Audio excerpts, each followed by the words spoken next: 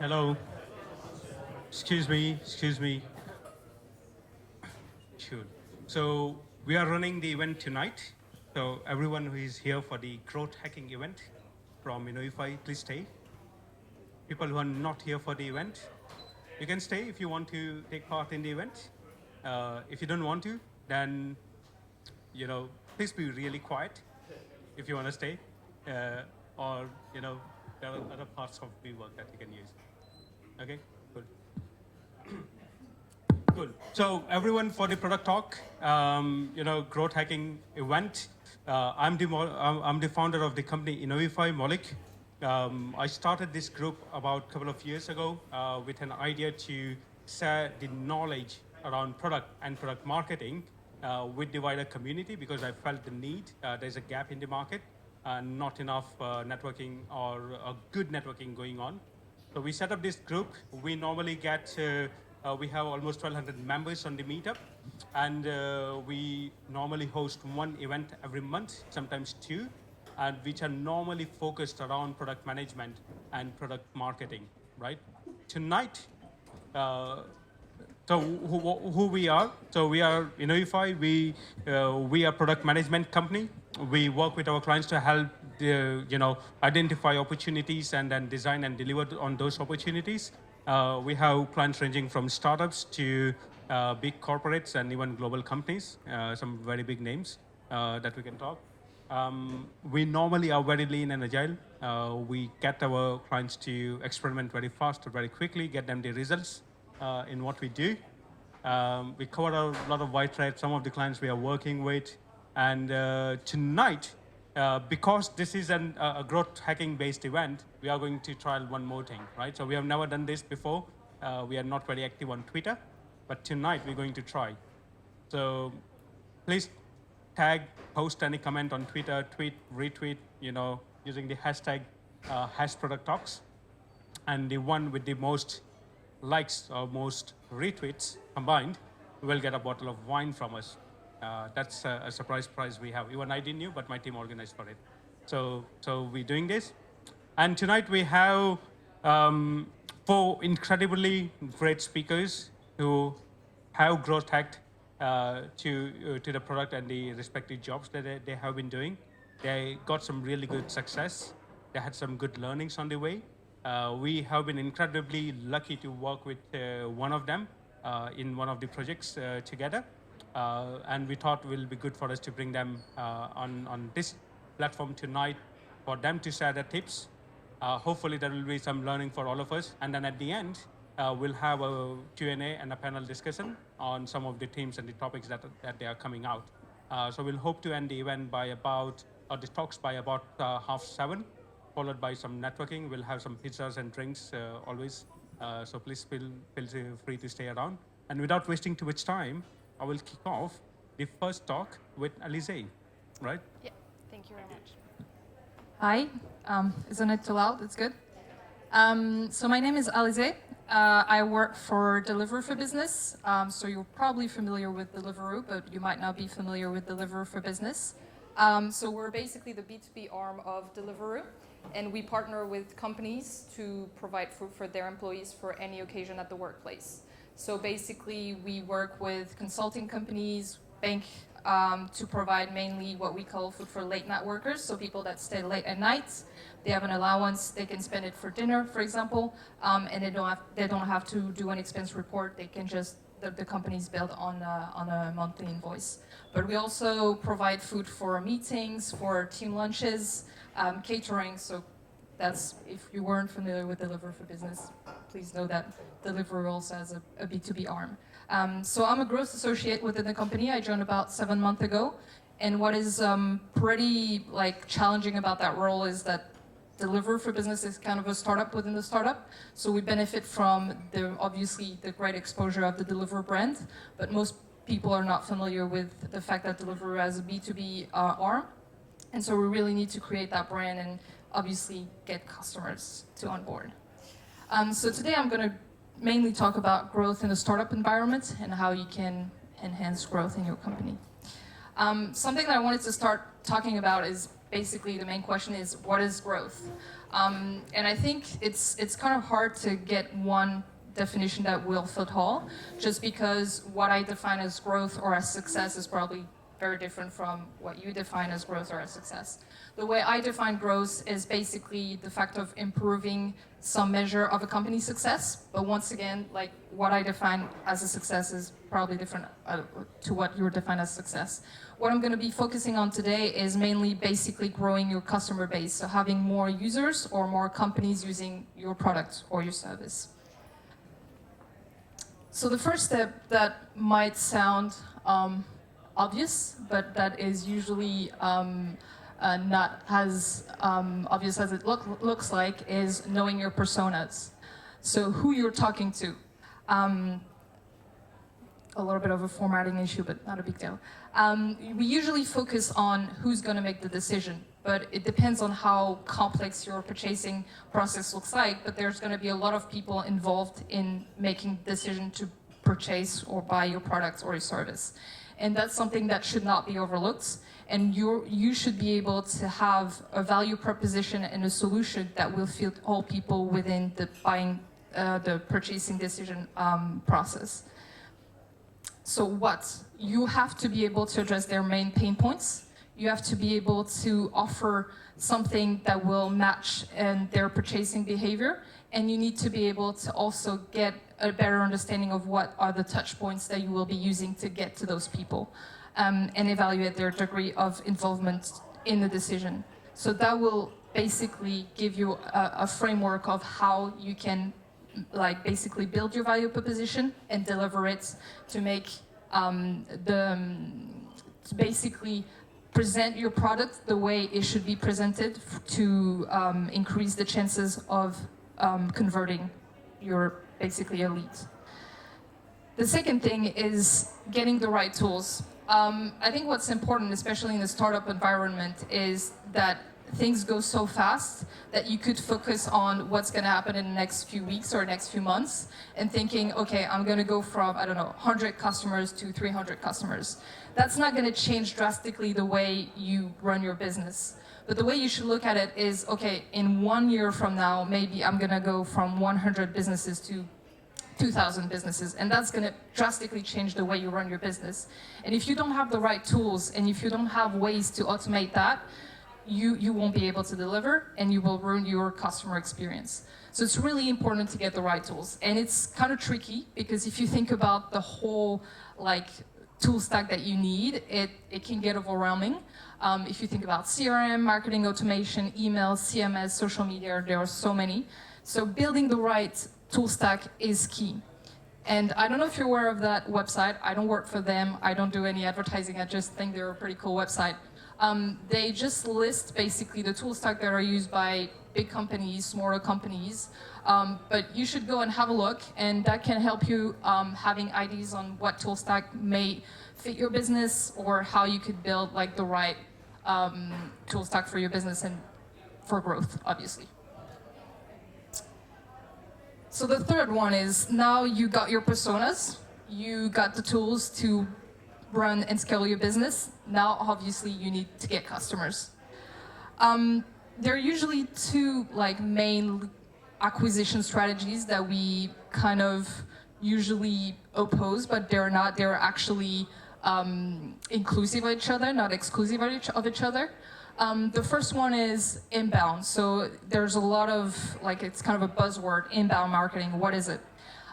Inbound marketing is key to scale your business, just because basically getting inbounds is having access to the whole long tail of mainly SMBs and smaller companies that are really likely not to need to go through a heavy sales process and talk to somebody and do a heavy RFP or something like that. They just basically want to know about your products, want to get fed with the right content, and they're very likely, if you do have that feature, to just basically self-onboard and try and get through a free trial or through a freemium model. They can just try your products and get to see in real life the value that you're actually bringing them.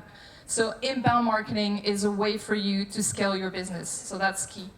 Outbound marketing, in the other hand, which we currently, we usually refer as account-based marketing, is identifying the key accounts and the key companies that you want to target.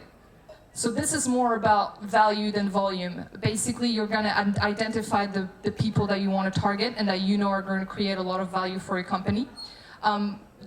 The reason why we call it account-based marketing is because we realized, and within marketing, they realized that you're not only targeting just a user or a company, you're targeting a lot of decision maker within that company, and so you have to feed the right content to the right people at the right moments, at the right time. And so this is a mix of a sales strategy and a marketing strategy, because the salespeople obviously will have a role at getting in touch and selling the product, but marketing will help with creating the content that you need to convert those leads. So mixing those two strategies will help you scale out your business. So as I was talking about inbounds and outbound strategy, in both you will need to have an efficient marketing strategy that is custom for growth. So I think that online marketing will definitely play a big role in it. In B2B, I think that offline marketing should not be outlooked, because organizing events, meeting people in real life and face-to-face and talk to them is still key. But online marketing will give you the right tools to better understand, target, optimize the way you advertise your products to the right people. And so if you invest in at the right moment for the right channel, and you're able to measure, analyze, and optimize your campaign, that's where you're going to get the most return on investment. Something that we always look at when we invest in marketing is the LTV to CAC ratio. Just because when you look at a marketing investment, you need to look at what you get in return. So let's compare, for example, if you invest in Facebook ads, for example, and the cost per lead is £50. So it looks, I don't know, reasonable. But then you realize that the companies that you acquire through that channel actually spend very little and they are not profitable. So you would think that it's better than, for example, if you had advertised on LinkedIn where the cost per lead is actually £150. So you would say, well, Facebook is much more efficient. But then you realize that the companies that you acquire through LinkedIn are actually spending 3 times, 4 times, 10 times what the Facebook companies are actually spending. And so the LTV to CAC ratio makes a lot more sense in terms of marketing. So you should not just look at spend, you should look at spend versus what you get and basically the return on investment that you get. Then if you want to get a successful company, obviously you need to build the right team. And you will need to build the right team to acquire customers, so that's the sales team. So building the right pitch, having the right content, building also lead scoring, which I think is key, especially if you get those inbound marketing strategies in place and outbound. If you're doing it right, your sales team will be fed with a lot of leads. And if you're not able to score and prioritize those leads correctly, you will just get your teams overwhelmed and you will not get anywhere. And obviously, train your teams and reward them. And then there's the whole retention piece that is also key in a startup environment. Because I think we usually focus on growth and acquiring new customers. But if you lose them after a few months, that's kind of pointless. So having a successful account management and customer support team and strategy is also key. Building a customer-centric culture is key. Tiering accounts as well, just like we spoke before about identifying the key accounts that you want to nurture and you want to focus on is key. So building that whole customer-centric strategy and culture is key for retention, which brings us to our last point, which is customer retention. So acquiring new customer obviously is great, but keeping them and making them advocate of your brand is even better. So we always, at Deliver for Business, for example, we always send customer surveys. We always make sure that if there is an issue, we understand what's the issue and how we can compensate for it. Because I think sometimes people don't necessarily want like monetary or financial compensation. Sometimes they just want to be acknowledged that yes, we messed up and we can make it up for it.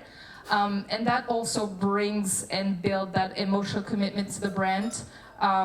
We also do, for example, like onboarding package. So we give them swags that you can keep on their desk and like be reminded of the brand. So all those little steps that build like just an attachment to the brand, and that will, like at the end of the day, will make your customer like the brand and want to stay with you. Even if someone with, I don't know, a better product or cheaper product comes on the market, that's what will make you stay with them.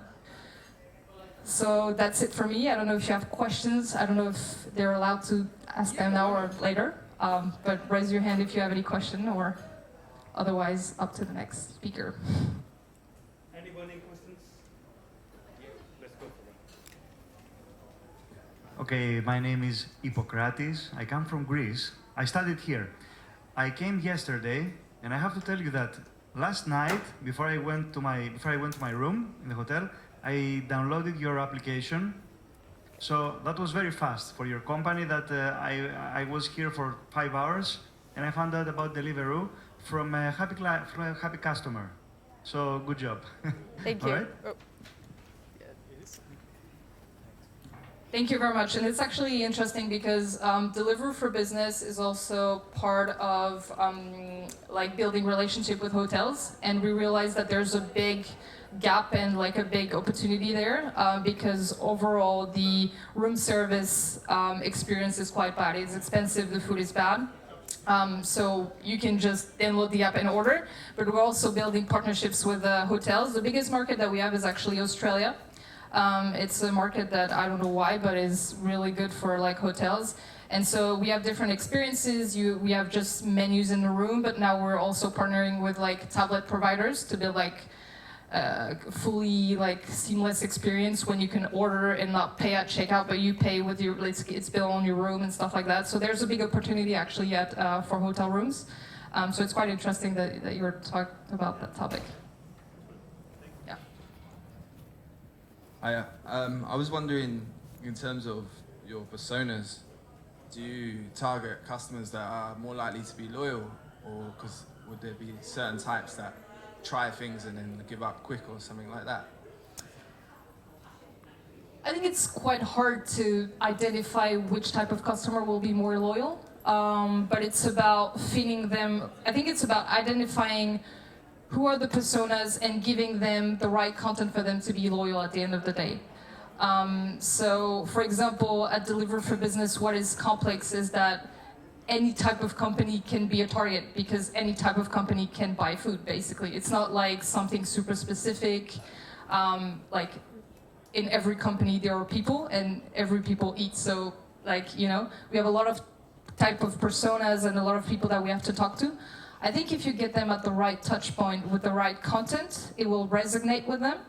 And then if you have an efficient retention strategy where they still see the value in the product, in your product, and they still feel like what they're paying for is what they get, they will stay with you, no matter what the personas was in the first place, I guess. All right, good. Let's. Thank you very much. Wonderful. I'm sure everyone is feeling hungry now. Right, so we're going to have some pizza in a bit. So whilst we are waiting for the pizza ordered on Deliveroo, we hear from another really exciting business, right? So when you think about the growth hacking, right? Of course, nowadays influencer marketing is quite in trend. You know, a lot of companies talk about influencers and what value they bring to the business. So if you're looking to growth hack, and if you're looking for influencers, which platform do you go for, right? You don't need to look anywhere else. You go to influencers.uk or influencer.com, right? And I'm going to have Ryan McKinnia tonight talking about their growth story, right? Over to you, Ryan. Well, thanks for the introduction. Really happy to be here, actually. I've actually flown in from Cannes this morning, so that's why I'm looking a bit red, if anyone's wondering.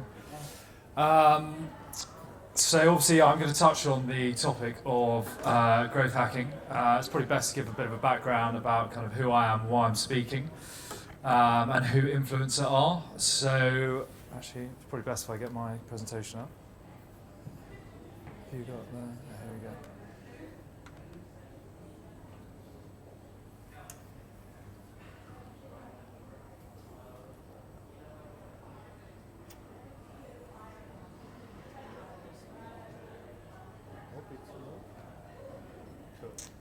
Perfect. Thanks very much. So, who are Influencer? Probably not as well known as Deliveroo, but we are an influencer marketing platform, as the name suggests. Our kind of message is for creators, by creators. So, our company was founded by Casper Lee and Ben Jeffries, with another one of our investors being Joe Sugg, who you might know of. He was on Strictly Come Dancing recently. And basically what we're trying to do is kind of police or kind of iron out the industry, making sure that we kind of get away, and I'll talk about it in the presentation, but get away from a lot of those kind of Love Island celebrities that you see promoting products, and actually start working with reputable brands. So some of the brands we work with are Uber Eats, Nokia, Pepsi, McDonald's, Apple, and quite a few agencies as well. So just a bit of background on me as well. So obviously, as I said, was in Cannes this morning. I have now realised the reason I'm actually speaking is because Ben, our CEO, is actually double booked and is still in Cannes. So that required me to come back for this. So apologies if anyone was looking for him. But hopefully I'll be able to do just as good a job. So in terms of influencer marketing, I think it gets rather a kind of negative connotation at the moment, and I think there's a kind of skepticism in the industry. I mean, a kind of point of this being is that I remember when I joined Influencer about 6 months ago, telling my dad that I was about to go and work for two guys, one of which who's 23, the other who's 25, and makes YouTube videos for a living. As you can imagine, as an old school Scot, he was particularly skeptical. And then, in fact, actually, that same 25-year-old is Casper Lee, who recently was actually at a supermarket, was asked by an old lady what he did. So he said, obviously, a bunch of things involving social media. She said, well, I actually want a more definitive answer than that. So I make YouTube videos and help other people do the same thing. She said, that sounds fun, but obviously wanted to know what his day job was. And I think that really highlights kind of what people view about influencers, and I think they think it's just people that put up pretty photos and simply get free stuff, which is, in some senses what they do, but certainly not the ones we work with. So it's probably best to define what an influencer is. So an influencer is someone with a large, obviously that's relatively speaking, social following, which in almost every case you would only know about if you follow them. And obviously, what is influencer marketing? Influencer marketing is a hybrid of old and new marketing, taking the idea of personal endorsement and placing this within a modern day campaign. Obviously, the main difference here is that the results of the campaign are focused on the collaborations between brands and influencers. And I think, obviously, one topic to kind of address, first of all, is that kind of celebrity versus influencer point that, are celebrities influencers? And to put it bluntly, they're not. Which, I mean, a prime example of this is someone like Cristiano. So Cristiano's got 170 million followers. Obviously, that amount of followers comes with great power. It does work with a lot of reputable brands. I'm not saying that, I'm not influenced by him. Certainly people like Cristiano, Tiger, and, until recently, Roger Federer certainly do influence you to buy things like Nike clothing. However, it's more of the brands like Herbalife and Sixpad that he works with kind of go away from that kind of brand identity. So for anyone that doesn't actually know what Sixpad is, I'm not sure whether you've ever seen a 2 to kind of 5 a.m. gym advert, basically where normal TV service doesn't resume until about 6 o'clock. So you'll see some very over-enthusiastic Americans doing some ridiculous exercises, sweating at an uncontrollable rate, showing transformations that obviously no one's ever been able to achieve. And this is a pretty similar product. So, and as you can see, he's got quite a lot of stick for it. But, is more than happy to promote it purely because he gets paid vast sums. And this is really kind of what labels the industry as rather cowboy, because you get someone like Cristiano who is promoting something like this, and he's obviously got a lot of young followers that believe that they can turn from being rather overweight to sitting at home drinking probably full fat Coke, just putting this on for half an hour at night, and suddenly going to turn into that, which is obviously not going to happen.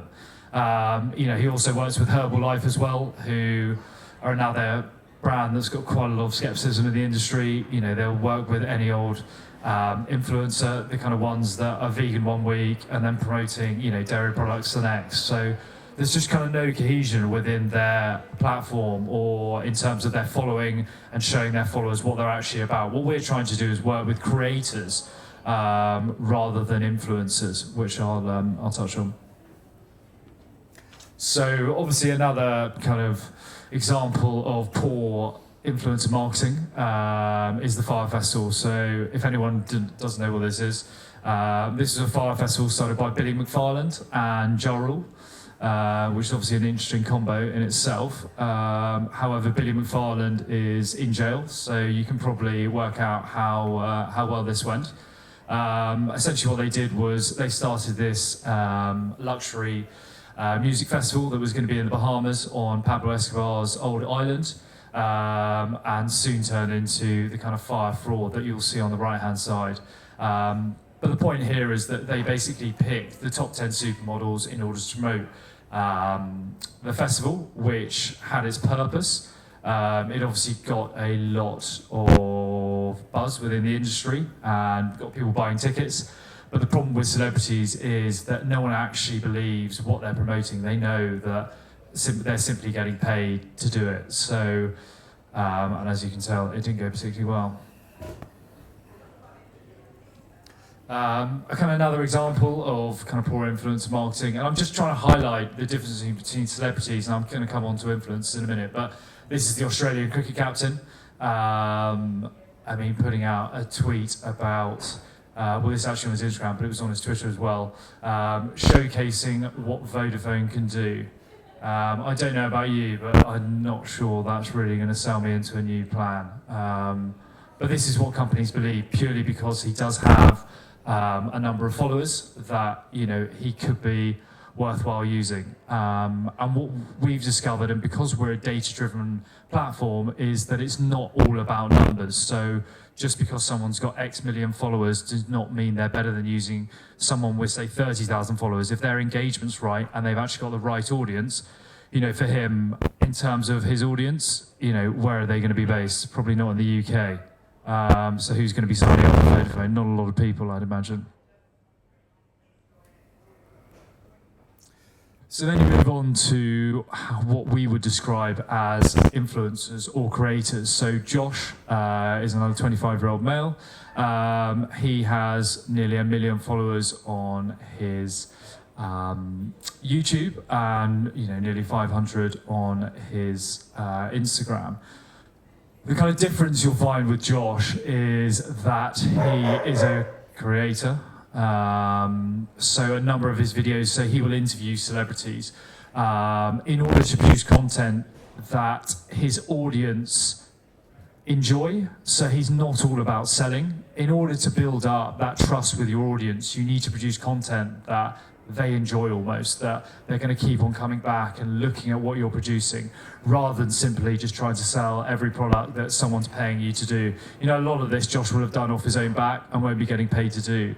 But there's obviously other stunts that he does. So he recently worked with Uber, where he drove around in a tank for a day, picking people up, which has obviously got over nearly 1 million views. He also then hatched his own supermarket egg, which actually wasn't in collaboration with Sainsbury's. But that's what I mean. He's producing content because it's a full-time job. Kind of going back to that Casper point, is that people don't understand that actually what they do is a full-time job. So, I didn't really appreciate it until I started working in the industry, but Casper comes into our office. He's actually one of our investors. And if you ask him what he's done on his weekend, most of the time he's actually spent the full weekend editing a video. You know, it's not something that takes kind of 20 minutes that he kind of thinks of off the top of his head.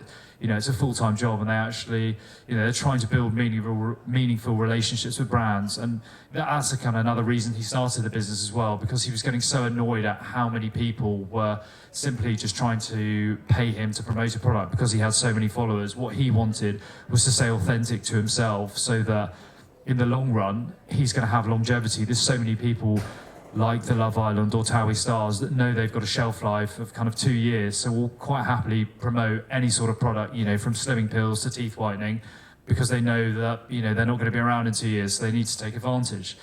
And, as I said earlier, these are the kind of people we try and go away from.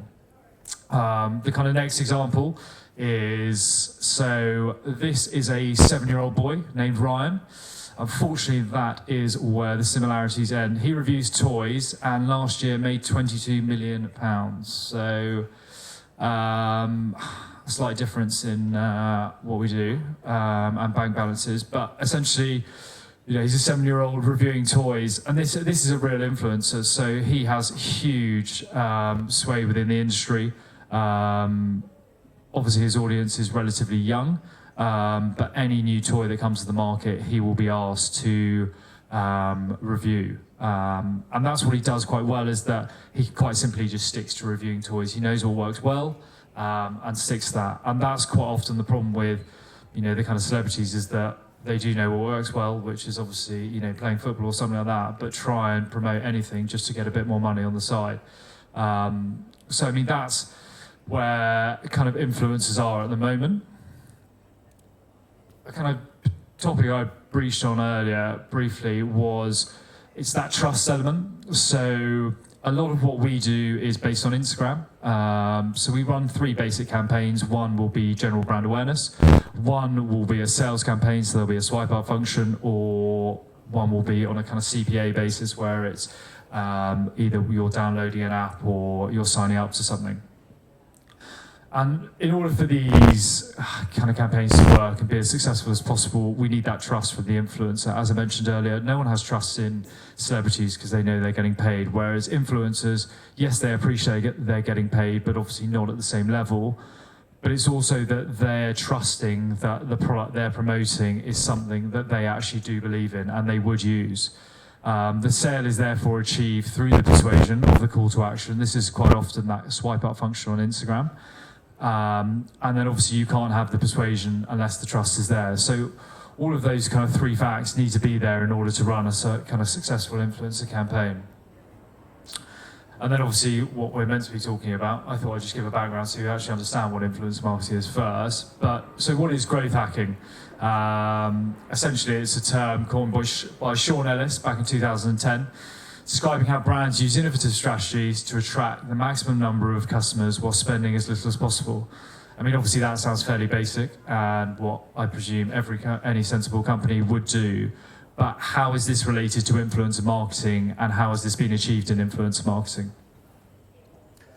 So, I mean, I actually just put this in because I found it quite amusing, but a growth hacker is a person whose true north is growth. I'm not quite sure what that statement means, and neither does he, but it kind of shows what he thinks about his kind of views. And, in a sense, he would be an influencer because, he believes, and quite a lot of his audience will believe, he has a number of books, that's what it means. And just a bit of background on Sean, that he, it's, as I said, growth hacking is a term to describe the sustainable growth approach used by the hyper-growth companies like Facebook, Airbnb, and Amazon.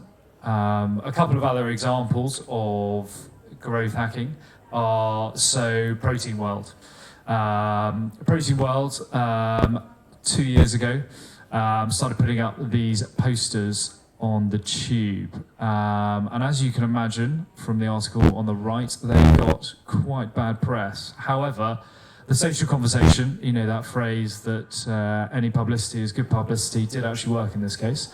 And obviously they're not looking to target the market that was kind of coming back to them in terms of the kind of feminists that were defacing and shaming the ads. They were quite simply just trying to get as much coverage as possible, which worked extremely well for them. The brand's kind of grown year on year. and is now actually at one of the kind of forefronts in terms of the kind of supplement industry. But this was a great way of kicking it off. And quite often when we speak to clients, if they're looking to achieve growth, we need to kind of go outside of the box. Obviously, we don't tend to promote campaigns like this. It's slightly risky, but in terms of doing something that will kind of shock the industry. So one you might have seen recently. So the guy on the left is actually dressed up. He is a 28-year-old male, although he looks like a granddad. It's actually because he's banned from every sporting event. But he runs a website called Vitaly Uncensored. And he got his girlfriend to streak, basically, at the Champions League final. She gained over 1 million followers within the few hours. She actually went to jail for a bit, but actually got released.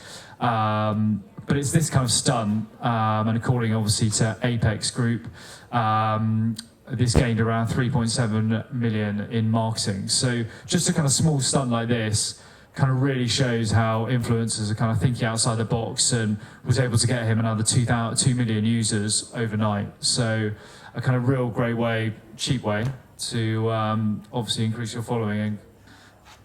Another one is Pretty Little Things. So the reason I put this one up there is I was actually approached by one of their competitors, and they wondered how Pretty Little Thing had managed to grow their following by over 100,000 in the period of 3 weeks.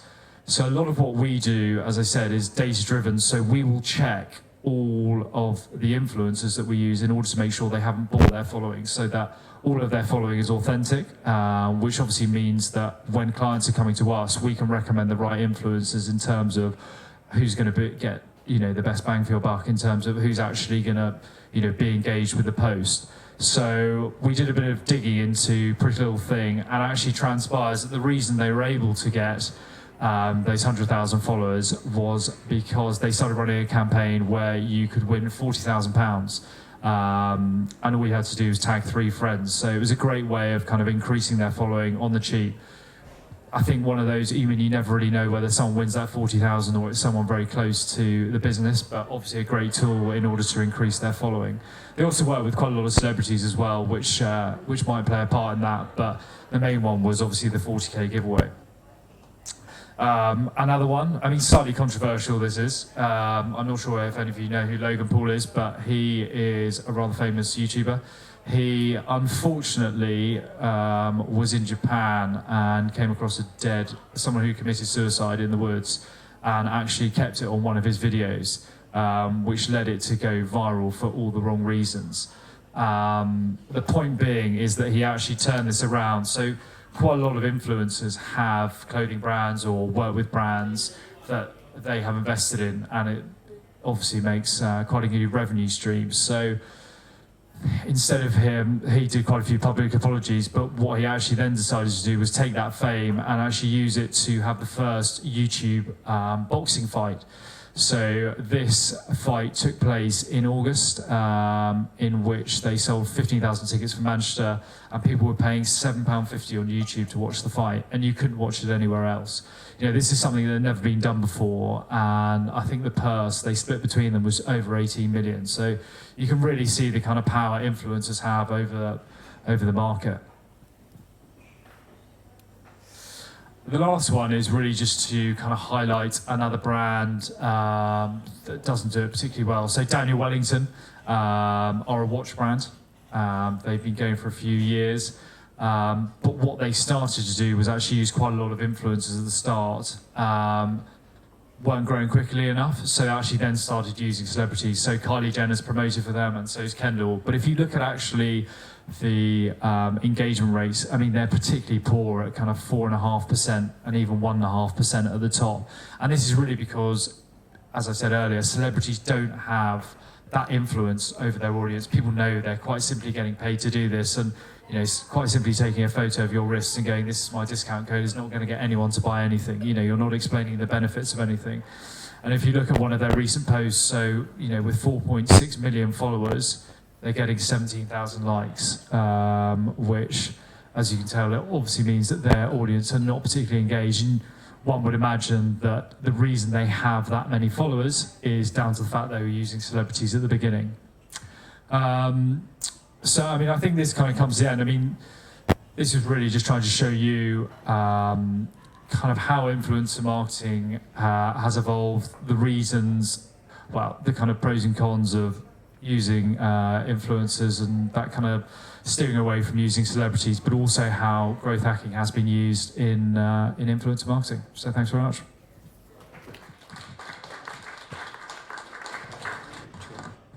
Any urgent questions, unless it can wait for the panel? No? No? Cool. All right, then we wait. Thanks a lot, Ryan. We wait for the panel at the end. So now, you heard about the growth hacking, from Deliveroo perspective, big company, well, startup within the startup. You heard from influencer. Again, how you can growth hack the influencers and help you with the growth. Now, can you imagine you launch one web page and you get 12,000 users signing up to that on a single day, right? That's a proper growth hacking, right? So let's hear from Angelica, who managed to do that in a single day on one web page and how she did it, right? So let's hear that out, right? Over to you, Angelica. Hello. Hi, everyone. Good evening. Okay, so I'm going to be talking about content. I'm sad to say that you can't actually hack this, so I feel like I've catfished you all because I don't actually really believe that you can hack your content. Content is about putting in loads of effort and seeing a result over time. So I'll just say that to start with. So I'm Angelica. I run About Time magazine. We're an online London lifestyle website. We discover everything it's about time you tried in London and beyond. I also run the About Time Academy, where we host live events, panel talks, masterclasses, everything like that in London. We have about 90 writers globally, and we get around 1 million page views a year, about 85,000 users a month. So some stats for you. But I don't really want to talk about me. What I want to talk about is what I've learned from building up that audience and how you can do that as well. The first thing I'd say on content and how content can benefit your business is the content is about connecting to your ethos and to what your company is all about. Your content arm or your content production is really displaying your brand values. So if you're struggling to work out what kind of content you should be putting out there, I think the real question is, what am I all about? What do I believe in? What's my mission? What am I trying to achieve with my company? And that will give you some sense of guidance over what a content strategy looks like for your business. So for us, with About Time, we felt that time was precious and people didn't spend it wisely enough. So what we wanted to do is say, we know what's worth your time, this one thing, or these 5 burgers, or this amazing festival, it's about time you did this. So we were bossy, we were authoritative, but that was our mission and our ethos, and that's helped guide our content strategy. So ask yourself, what motivates me? What am I passionate about? What's unique about the work that I'm doing? And help that guide you. So once you've found your why with your business, you've worked out what it is that you want to be talking about, you need to find your where. So this is, where are you placing this content? What does it look like? Is it blogging? Do you have a blog on your company's website? Is it video content? Is it purely social media?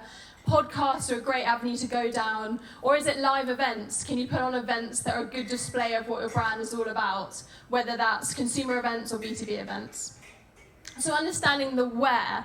What I'd also say is we now do all of these things. We have a website that we update about 5 times a day. I have 3 podcasts at the moment. We have social media teams. We have a whole events arm. But what we did in the beginning was we picked 1 or 2 and we learned to do them really well. And I did that for 3 years. We just did content. And that was building the brand. I think it can be really tempting when you launch and you're so excited about your business that you just want to do everything. And I'd say pick a couple of things and try and do them quite well for a while. Get that brand recognition there, get people knowing your brand, and then try and go into other stuff. Podcasts in particular are pretty hard to break through now and really get a successful podcast going. So I think building the brand before you launch something like a podcast is probably a good idea. The other thing I'd say is I personally, can you all hear me fine? All good? Okay. I personally think that every company can benefit from a content strategy. So even if you're in a more corporate space, I think it can really help you. It might be that you're not updating your Pinterest boards if you're a law firm, fine. But there are definitely avenues for every kind of company, and you can find ones that really work for you and where your users are. So I could talk for like an hour, which is what I normally do, but I'm going to try and quickly give some insights to what helped us grow to 1 million page views a year. First up is regularity. There is no hacking that. So we publish 5 to 8 times a day new features. That's taken a while to scale up to that level, and it's quite easy for us now, but regularity might look different for you. So that might be 2 things that you put out a week, maybe 2 blog posts, or 1 video a week, or something like that, or a podcast a month. What is really important about that is the consistency. It's not really the amount that you're putting out, it's the consistency with which you stick to that plan. That's what builds up your following, people come to expect it. I wouldn't put too much pressure on yourself. Say you want to do a newsletter, you can start with a monthly newsletter, but just make sure you do it for 6 months. That's when you're going to start to see the return on that investment of your time. Understanding your user habits. So by this I mean understanding what your audience is doing when, and when is the best time to target them. So to give you like an anecdotal example for us, we know that people have big weekends. They go out, they're like, I'm going to hit the town, whatever. They go have loads of half-price margaritas, they have loads of fun with their friends. Then Sunday morning, they're feeling hungover, they go for a big greasy fry-up, or they get a Deliveroo, and they get to Monday morning, they get to their desks, and they're like, I feel awful. I feel absolutely rubbish about myself. I need to go to the gym. I need to drink some green juices. And we'll see a spike in searches for London's best reformer Pilates classes, healthy meringue recipes, all that kind of health stuff. Monday, Tuesday does super well. So we can time our content strategy around that because we know what people are going to be feeling like on a Monday. Now you get to Wednesday, and people are like, oh, this week is dragging, I just need a gin. So our spike for London's best gin and tonics, happy hours, London's best burgers, all that stuff gets really popular towards Wednesday. And then just towards the end of the week, that just goes up and up. So by Friday, no one cares anymore, and everyone's searching for those things. Those user habits have not changed in the 5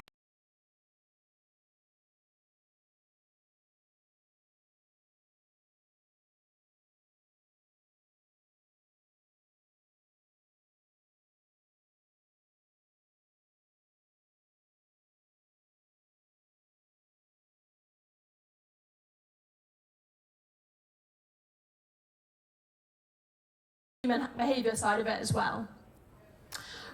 Social media I'm going to come on to in a second. It's about understanding what channels work best for your audience. So I'm talking about age demographics specifically. I'm going to talk to you about that in a second. And then shareability is super important. I'm going to show you that in a couple of slides about how you can get people to share stuff. But firstly, just quickly, what makes content good? Firstly, it has to be really visually appealing. So if you don't have good photos, hire a photographer. If you can't do that, pay for a stock image license, something like that. But make sure the photos are on point. That's the first thing that everyone sees. If I'm honest, lots of people just skim the content. They want to look at the pretty photos. That's fine. Short, snappy. Know your audience, know how long they're willing to spend. So on Google Analytics, you can see how long people are spending on average on a website. Work out how long they're spending, how quickly you can read a piece in that time, and then work backwards. So we know anything over 1,000 words, so that's where we cap it. We know people will read 1,000 words and that's it. So understanding that and that their attention span as well. Other thing that's super important is house style. So can you create a narrative arc for your company that flows through everything? And what I really mean by this is either have one person do all of your content so it all kind of sounds the same, or have a really good house style document so that people have that to refer to and your house style kind of stays consistent. So our language is very personable, it's very friendly, it's accessible, we use a lot of puns, everything like that, and that's our house style that stays consistent throughout the website. So work out what your company sounds like. If you have the budget to make it multimedia, By that I mean adding in video content, some sound clips, stuff like that, great. If you don't, then I'm still a big fan of just classic, some words and a nice photo, that's totally fine. Also, don't be afraid to have personality. Again, I think on the corporate side, we can be scared of what we're meant to sound like, so we kind of diffuse and we get rid of any personality at all. You know, having a bit of personality is really nice, even with kind of corporate blogging. So this is a little example. This is our website. It has a strong visual appeal, very strong headlines. Feel free to take a photo, thank you, at About Time Mag. Short content, snappy, we do loads of listicles, I spend my day writing listicles. We found that that even numbers work better than odd numbers, so give that a try. 7 of the best new workouts to try, whatever it is for you guys. High-res photography, regular columns. By that I mean create content that people expect to see. So we run on Mondays, we run a guide that's like the best new restaurant openings this week. It always goes out on a Monday morning. If you can create a sense of regularity in columns or regular things that you do, people will come to expect that. You'll find you get a bit more engagement. So if it's just like one Instagram post a week that you do, but it's like a review or it's an interview, just try and have that column nature feed into your content. On shareability, what makes content shareable? Basically, I found either short and concise works well or really long form, but the middle doesn't really do very well. So I think pick one side, essentially. Things that get shared are usually because they're emotionally appealing. People tend to share things that are positive. They tend to share things that are inspiring, or there's a story that they really connect with. So try and think of that emotional appeal. The other thing is that sharing is also about community. So some of our most shared articles are our most weird and niche. And I personally think it's because we tapped into communities perhaps without even really knowing it. So for example, one of our most popular pieces to date is London's best Korean barbecue. It's been shared thousands of times. It always gets loads and loads of reads. And I feel like it's because Korean people in London are looking for great places to go to eat Korean food.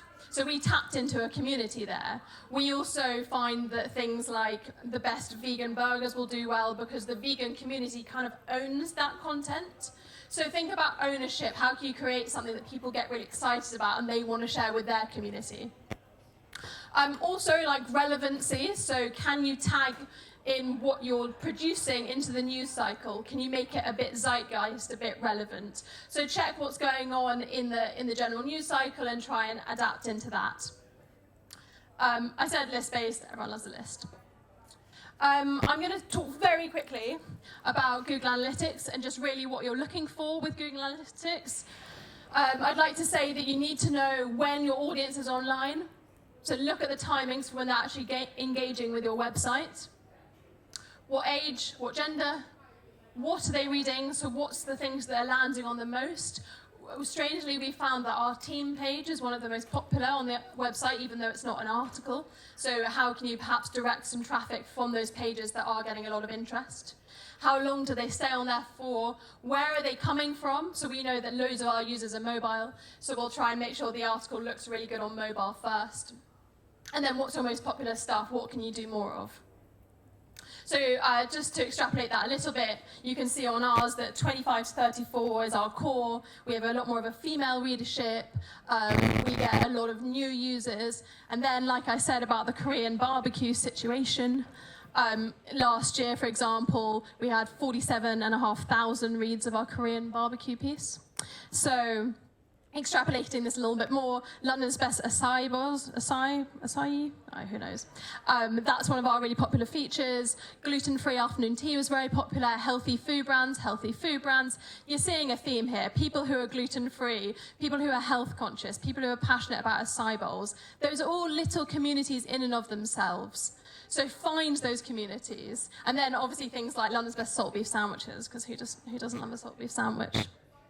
But it's all generally pretty healthy, seems to be the high search volume at the moment for us.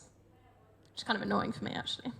I hope that I'm not going to offend anyone, but we've had bad experiences with SEO companies. I personally believe that if you can do your own SEO, you should. More than anything, there are parts of your business that are important to understand. And if it's anything content related, it's going to really help you to understand what's going on. If you just outsource to an agency, you're not really going to get a feel for who your audience is.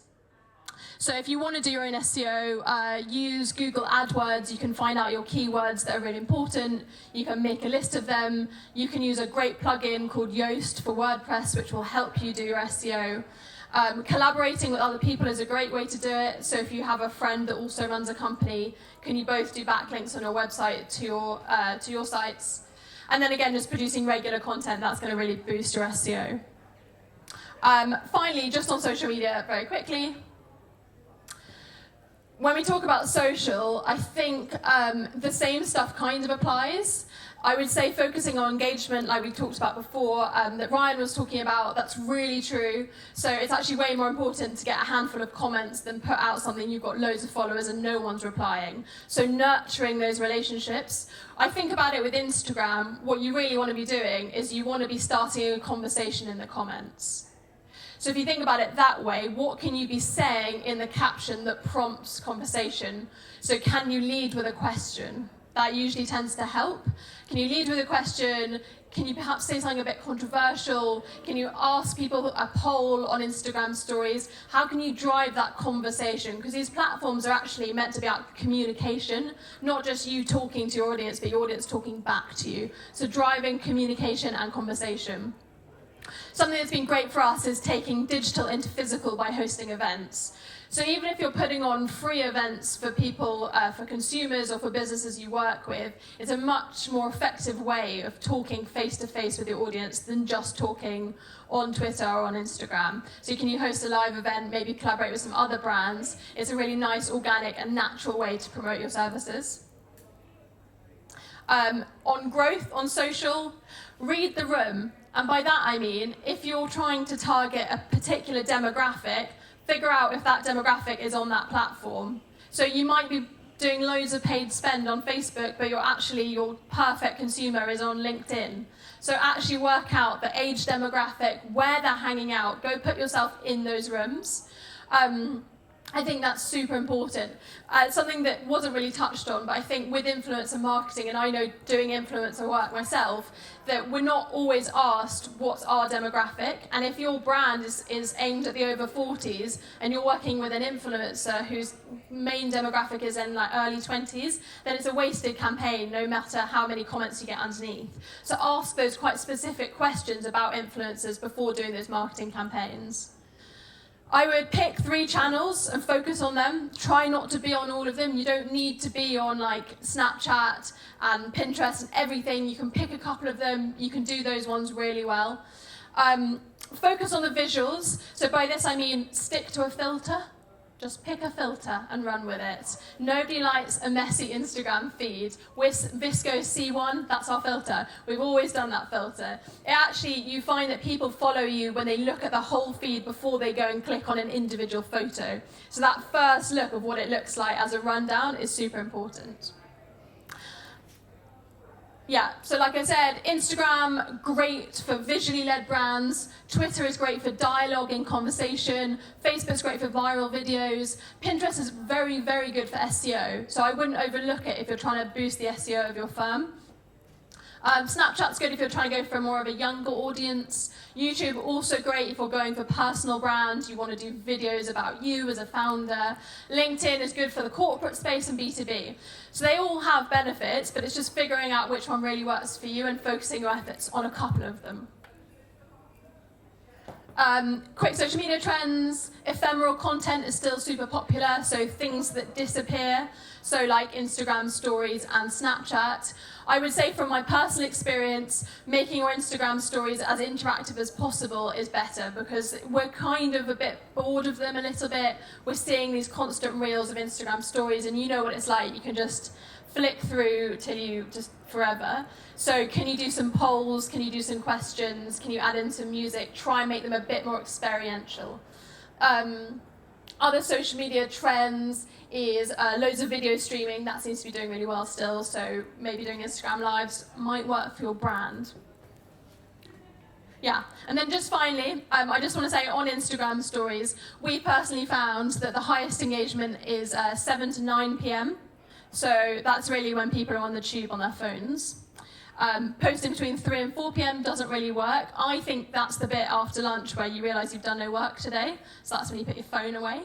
So yeah, that's a bit of a dead zone for us. Research has shown that the first 4 seconds are where you need to make an impact, so focus in on making that bit really good. 94% of users are using their smartphones vertically, so make sure your story is vertical. Geo-tagged Instagram stories get more engagement. Posts with a hashtag also get more engagement, so don't overlook the hashtag even on stories. And then calls to action, so like swipe ups, competitions, polls, do a takeover with someone else, all that stuff, just make it a bit more interesting, essentially. Okay, that's everything I'm going to say for today. I hope that was useful for you. If you have any questions, feel free to ask me. Thank you. Any questions? Sure. In terms of your Instagram layout, is there a certain style you follow? Like, because for me that's really hard. There's a couple of really good apps that we use actually, which you can just search for Instagram layout apps, and it will allow you to preview what it's going to look like before you put it on your feed, which can be quite handy. So it like allows you to drag and drop them around, so you can actually plan your feed a little bit better, because sometimes they don't look as good together as you think they're going to. Yeah, so that's something I would say. And then we just try and keep the dimensions always the same, so we always have them on square. We used to play around with having like some long portrait ones. We don't do that anymore. So just kind of sticking to a theme, sticking to a color, and then also sticking to a dimension tends to help. So I'll find the name for you. I can't remember, but I've got them on my phone.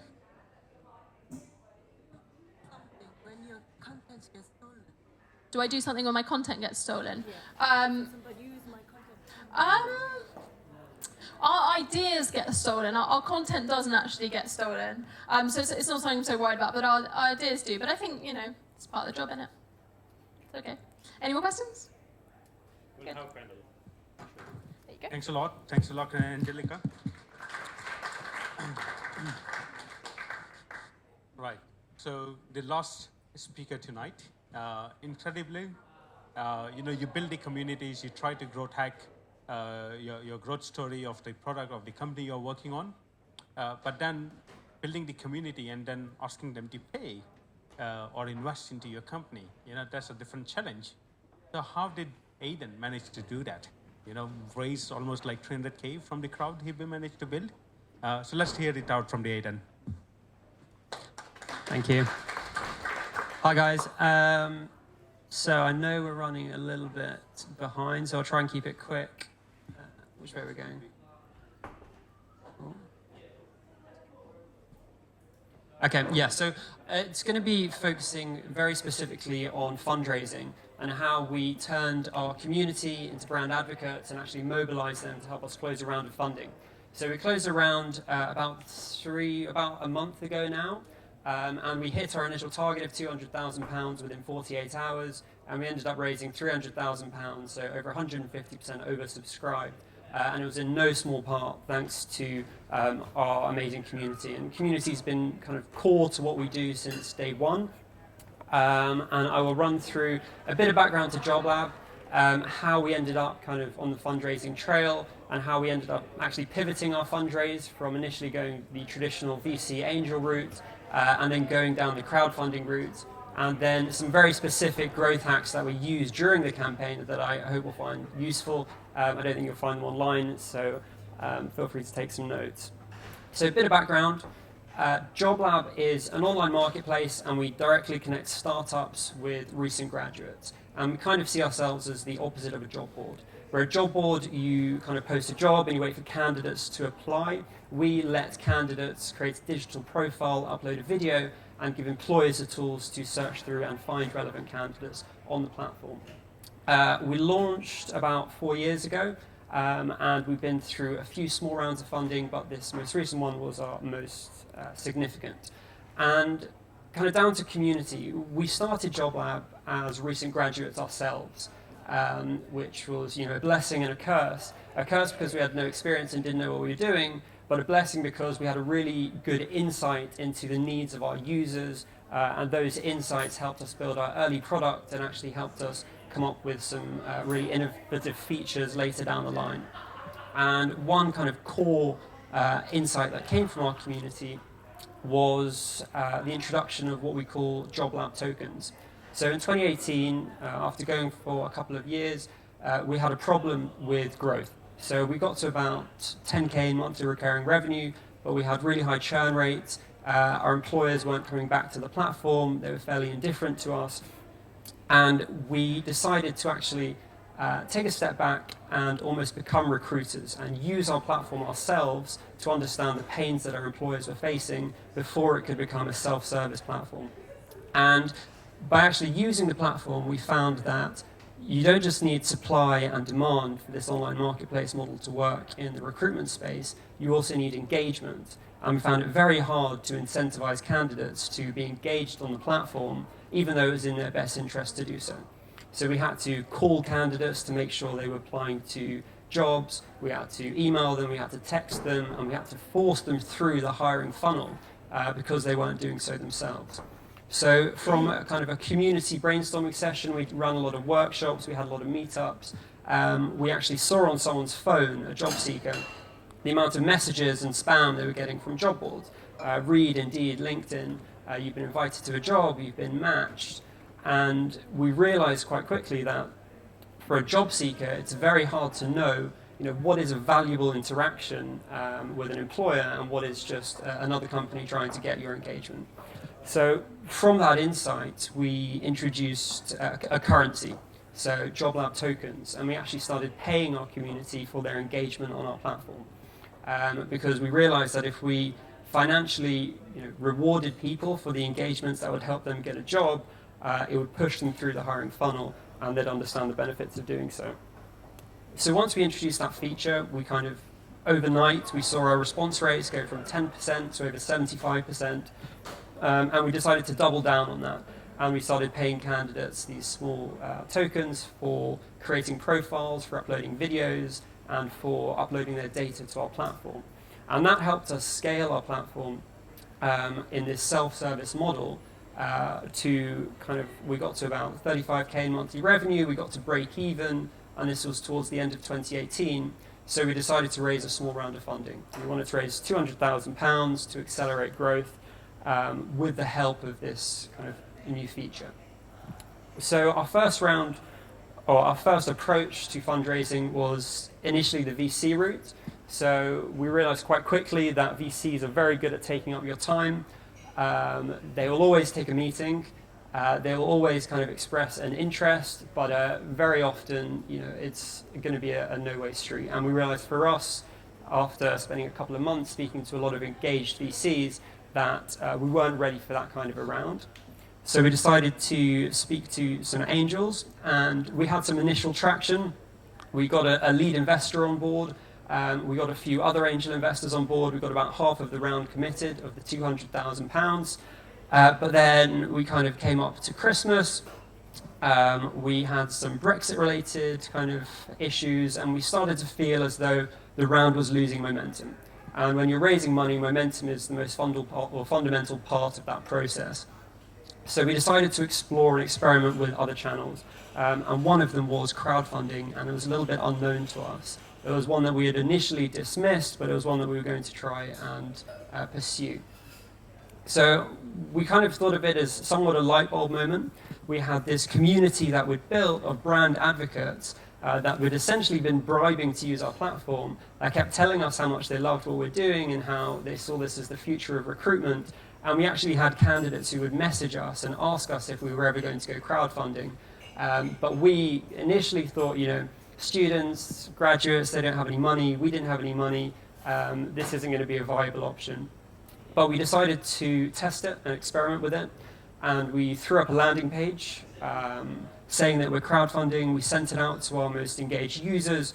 And overnight, we had kind of over £20,000 of pre-commitments. And we realized that this was actually a channel that we could generate real momentum, pick up momentum in the round, and continue down that path. So this is the kind of stack we used for engaging our community in the crowdfunding. So initially we used Instapage to throw up a landing page. We then used Typeform to collect pre-commitments. And then we used viral loops to offer an incentive for candidates to refer their friends and increase the kind of viral coefficient of the signups. We then messaged or kind of managed the messaging of our candidate community via ActiveCampaign.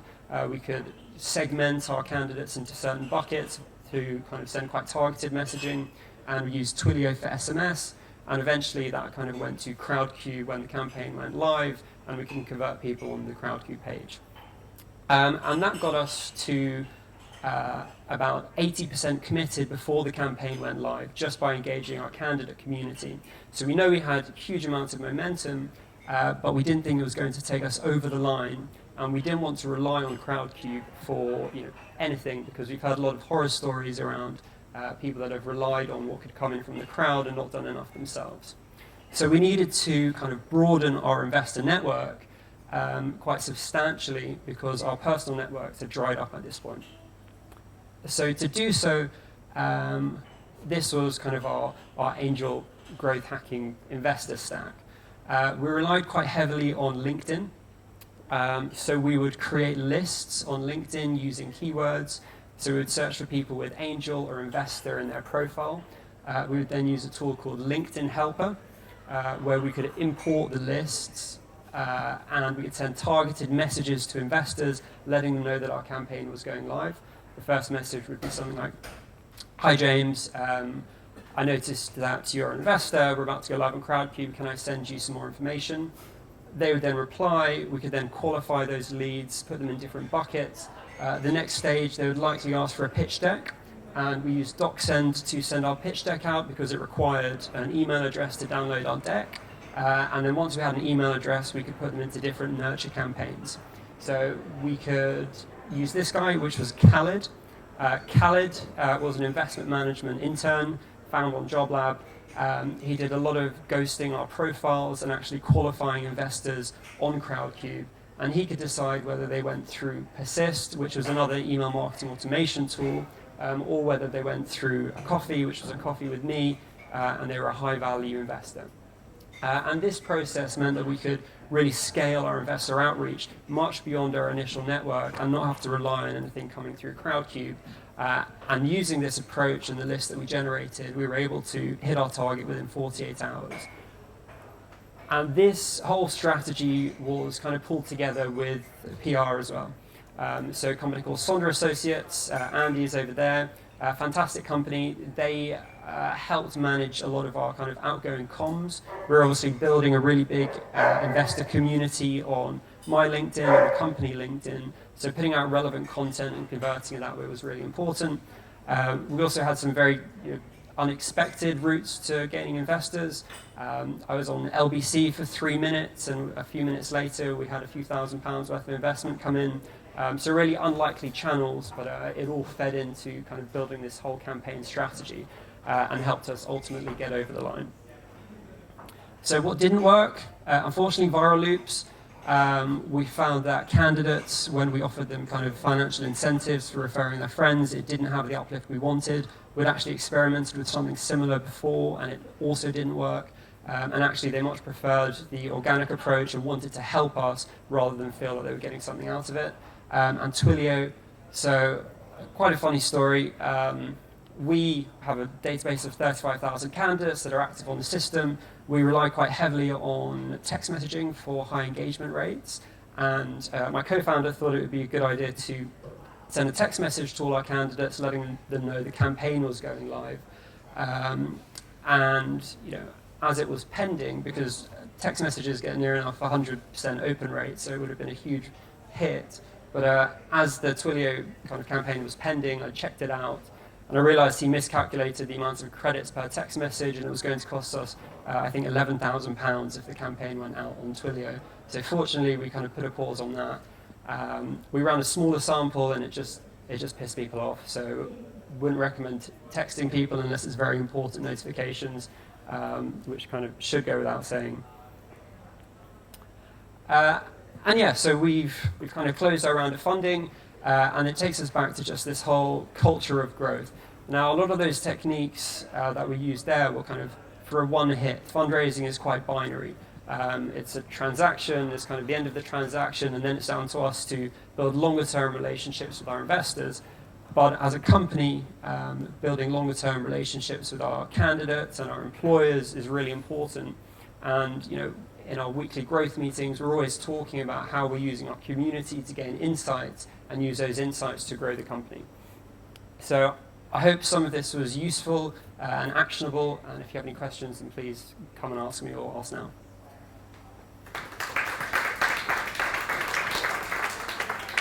Any questions? No, it's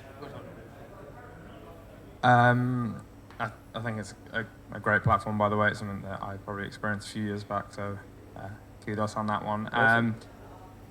In terms of graduates, obviously they're quite finite and they stay graduates for a very small amount of time normally. What are your future plans for growth? Yeah, Don't mind me asking. no, it's a good question. So at the moment we focus on, So at the moment we focus on a relatively small sector within the graduate space anyway. So we focus on inside sales, and we pivoted the business. We initially launched to all graduate jobs and internships and realized we needed to go quite niche. So kind of the next stages of growth involve going to different sectors at the graduate level initially, and then using that community as they gain experience to go into more experienced roles. So if we become really good at acquiring candidates at the graduate level, in 1 or 2 years' time, we'll have a really engaged community of experienced mid-level hires that we've already built that advocacy with. So I'm hoping when you are next looking for a job, potentially you'll be coming back to us.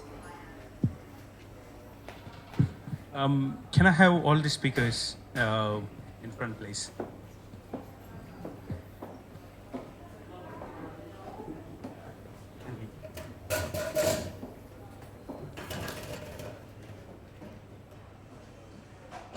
Right, so we can open up the panel, a quick panel. So any questions, any discussions anyone wants to have, then feel free. I do have one question for all the speakers, right?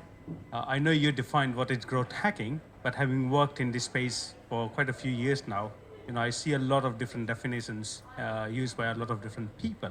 So can we please hear from everyone else? What do you mean by growth hacking? I'd probably define that as a way of being able to achieve kind of, extremely fast growth that you couldn't do through normal channels. So it has to be something untoward almost. So you had a definition, so you've got an advantage. But I would describe it as just growth at all costs.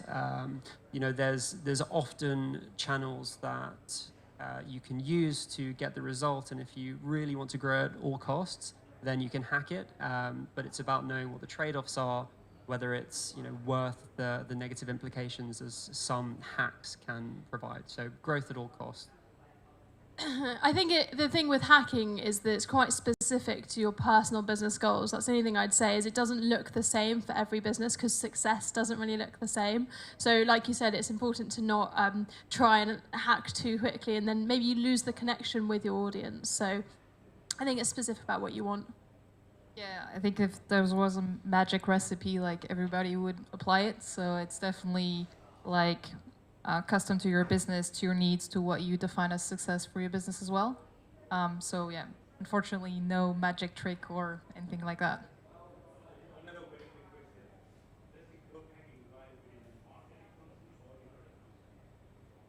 Both, for sure.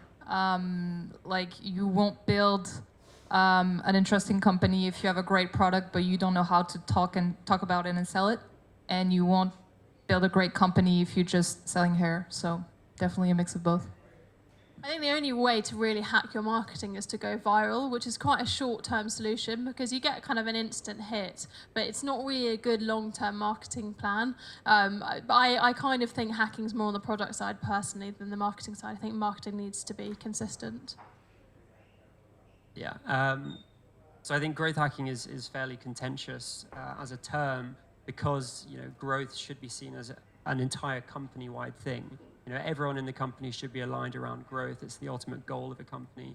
And growth comes from delivering value to your users consistently over time, which is why, growth hacking can have negative connotations, and it is that growth at all costs, but growth in general should be something that's company-wide. So every department should be focusing on it. Yeah, I think as everyone's mentioned, I think it's more of a short-term solution. And the problem with that is that, if you're looking to build a business over, a prolonged period of time, then it doesn't work. As, with some of the examples I was showing, like Daniel Wellington, obviously worked at the start, but what's it doing now? Nothing. So it's not really a particularly productive strategy, I don't think. Any more questions from the audience?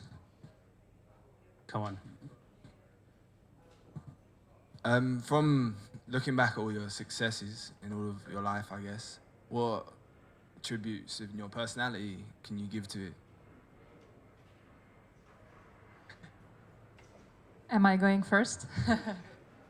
I think overall, for me, it's just being curious about like what moves you personally, but also like in your professional life, like what will make you want to wake up in the morning and like spend the whole day working instead of just using your time in a different way. So just being curious, always like challenging yourself and like questioning what you're doing, why you're doing it. For me, that would be probably what like drove me toward this path. Okay, so there's three main things I think. Firstly, I think flexibility of mindset. So much can change so often. And actually, we're in quite vulnerable positions now because so many of us want to start something in the digital space, the online space, and you're kind of beholden to other companies' algorithms. And a lot can change very quickly in digital and in tech. So I think flexibility of mindset of saying, okay, this business plan is not working, we're going to pivot. I feel like my career has just been pivoting constantly. And you have to make peace with that, is that your original business plan can change quite quickly. So that's the first thing I say. The other thing is emotional resilience. So when stuff gets tough, how resilient are you? So working on your mental health as a founder or as an employee, we're seeing really high levels of burnout and stress. So how can you build your internal resilience? Is that working out? Is that meditating? Is that just taking a lunch break? Working on that resilience, so when you do have to change, it's not so difficult for you. And I had a third thing, but I can't remember what it was. So I think resilience is, it's crucial, and it's a core trait for any founder. But I think for a lot of people, I also hear it's about, having and working on something that you really believe in. A startup is, it's a roller coaster, and it's very hard, and there's a lot of opportunities to throw in the towel. And resilience is one thing, but unless you really care about what you're doing, unless there's something bigger than your own personal goal and what you can gain from it, then it's very hard to see it through. So making sure you find that, and finding that early, is fundamental for any startup, I believe. I think probably being able to adapt and overcome. I think the world now, and especially the industry we work in, is changing all the time. So you have to be prepared to kind of take a fresh mindset. It could be day in, day out. Each client we work with can be wanting to do something different. So I think definitely adapt and overcome, really. Any more? Yeah. Thank you. So, thank you very much for the nice presentation, by the way. Nobody started, but I really enjoyed it. My question would be, as you're all going into product, so you're all describing it, you're all telling us how you work with it. But I would be interested in how you actually went there. What was your way to go into product? Do you have a marketing background, sales, or maybe you go from tech, whatever it was? It's really interesting. I think anyone can be into product. Anyone can be. Yeah, I think for me, I have more of a business/marketing background, but I think when you work in a startup environment, you will have to talk about product pretty quickly. So it's definitely not siloed teams, okay, I'm doing marketing, so I'm only gonna talk about marketing and do marketing stuff. No, This is definitely not siloed like in the big companies. If you work in a startup environment, if you do, I don't know, strategy, marketing, PR, whatever, it's going to come down to the product at some point because that's where you're selling or service. But yeah. So I have a journalism background. I did English literature. I worked in magazines, and then I decided to start my own. So I didn't have any kind of business know-how. So I think it's totally fine to figure out as you go along. You don't need to do an MBA to start a business, really. Yeah, so when we started, I guess we didn't really know what product was in terms of the professional sense. Yeah, that kind of fell on my shoulders, and then it became the area I specialized in. And you know, I think a lot of people, and we speak to a lot of graduates, they don't really know what that is and what it means, but it's probably one of the most rewarding parts, at least for me, in a lot of companies. So I don't think there is a set background or a set path to excel in it. It's just a want to focus on that area. Yeah, I'd probably concur with that. I mean, I've done kind of sales and marketing. I mean, I did a marketing degree, but didn't get into it until the last couple of years. I think it's just more about what you enjoy doing. But obviously, in a startup, as everyone's mentioned, you tend to get thrown in the deep end a number of different roles. So it kind of depends which way you're, kind of in line to do. So. Right. So one last question. By the way, you said you don't need an MBA to start the business. I realized that after doing the MBA and after starting the business. I really enjoyed all your presentations. I'd like to ask, if you're a founder of a startup, what would you say the ideal number of people in the team should be in the startup in order to be able to manage all the different activities that you need to conduct to have a growth hacking strategy? The number you can afford to pay. I'm not a founder, so I'll leave it to you. It's a really interesting question, and I think people is the hardest bit of running a business. Finding the right people, keeping them motivated, excited. I think generally it is a bit easier when you have a co-founder, and a lot of my friends who run businesses really lean on their co-founder. I think in lieu of that, and you don't have a co-founder, your number two can be someone that you really feel like you can lean on, you can delegate, you trust. So that will look different in every business. For my business, first off, it was a deputy editor, so it was someone to run the website, and then it was an events person, and then it was a marketing person, and then it was PR. There was a level of what was high priority, because our priority was content. That was what we needed to hire the most. If you're in a role where, if you have a company that's all about sales, you probably need a head of sales first. So it's hard to say specifically, but what I would say is I think someone that has had either experience in a startup or is used to flexible working and the culture. I think that the best thing is that you can often hire really well-skilled people, but they don't fit the culture of a startup, which is hard graft, sometimes late hours, quite stressful. So I think hire for culture, train for skill as much as possible. It's a very hard question. I think you can start a company with one person, but typically there's an expression, hipster, hacker, and a hustler. So you want someone, the hipster, to focus on kind of design and product, a hacker to actually build the product and do the coding, and a hustler, someone to actually sell the product. And if you have kind of great people in all those three areas, you can do incredible things, and it's kind of the start of a growth team. So it's something to take away, perhaps. That's it. Are you the hipster? He's the hipster. So, well, I started the company as a sole founder. And then slowly I hired the people doing the functions that I was not good at doing, right? So as that function grew and I realized that it's no longer good for me to do this function and I can find a better person, I did that, right? Exactly. And then in the beginning, of course, you don't have cash or enough cash. You can always work out some equity options and stuff like that. But once you have gone to the stage where you can start affording to pay, you want to preserve the equity and, hopefully pay them more. Right, cool. All right, cool. With that, we can end tonight's talk. Wonderful. Thanks a lot to each and every speaker. Great insight, great learning on our next growth hacking. So we do run this kind of events once every month at least, maybe twice. So to keep an update, please join our meetup channel. That's where we announce all the events, but we do sell the places on Eventbrite. because the product don't really work very well on its own. Yeah? Where Meetup or Eventbrite? Yeah. So Eventbrite does not allow you the announcement features of the membership, whereas Meetup do. Whereas Meetup does not give you the export of the email list, which is where we need downstairs to let everyone in. So we have to use the two platforms, right? So anyways, please join the Meetup group to keep in the know for the next events. We also run co-founder meetups for anyone looking to do a startup and are looking for co-founders. We also do some workshops around business growth, covering all sorts of topics like legal, finance, recruitment, operations, and a lot of different things. It's once a month event. And just in general, if anyone wants to talk anything about startup, about product, about growth hacking, please feel free to speak to me or any of our speakers tonight. And last but not least, I want to thank Nikki and Hash for putting up this event tonight and really live streaming as well on Facebook and other channels as well. Cool. Thanks a lot. And we have the pizza and the drinks over there. Cool. Thank you.